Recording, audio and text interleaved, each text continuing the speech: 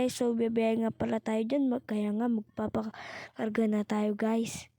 Malapit na yan na guys. Nagpapakarga tayo, medyo hintay-hintay lang kasi matagal. Hintay-hintay lang po. Yan, mga ilang ano lang po yan. Kasi yan.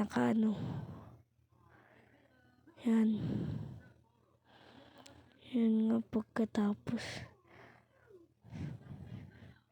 Yan, tapos na para bibiyay tayo para mapangbili ng ulam. Tsaka nga dyan pala guys, hindi napansin na bumaba ako kasi nagtingin ako ng mga bato.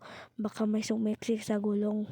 Yan nga guys, so bibiyay na kami para may pangbiling ulam. Yan. Yan na. Medyo magulo lang.